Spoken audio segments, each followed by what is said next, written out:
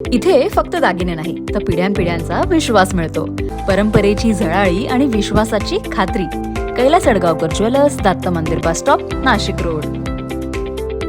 निफाड तालुक्यातील पिंपळगाव बसवंत येथील महाराष्ट्र राज्य मार्ग परिवहन महामंडळाच्या बस स्थानकाचा स्लॅब कोसळून येथील कन्या विद्यालयाची विद्यार्थिनी गंभीर जखमी झाल्याची घटना 10 जुलै रोजी सकाळी घडलेली आहे. या घटनेची माहिती मिळताच एसटी महामंडळाचे माजी संचालक आणि निफाड तालुका एज्युकेशन सोसायटीचे उपाध्यक्ष भास्कर नमा बनकर यांनी त्वरित घटनास्थळी धाव घेत जखमी विद्यार्थिनीला रुग्णालयात दाखल केले. विद्यार्थिनीची प्रकृती सुधारत असून तिच्यावर रुग्णालयात उपचार सुरू आहेत.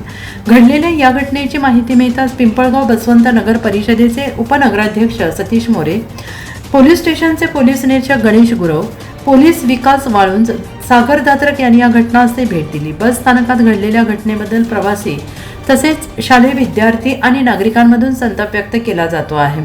सार्वजनिक ठिकाणी अशी घटना होणे हे दुर्दैवी आहे. स्लॅब कोसळताना या ठिकाणी प्रवासी असते तर मोठी दुर्घटना घडली असती. समस्यांच्या विळख्यात सापडलेल्या पिंपळगाव बसवंत स्थानकात आता पुन्हा एकदा प्रवाशांच्या सुरक्षेचा प्रश्न ऐरणीवर आलेला आहे. या गोष्टीची प्रशासनाने गंभीर दखल घेऊन सदरील बस स्थानक इमारत दुरुस्ती करण्यात यावी अशी मागणी प्रवासी वर्गाकडून करण्यात येत आहे.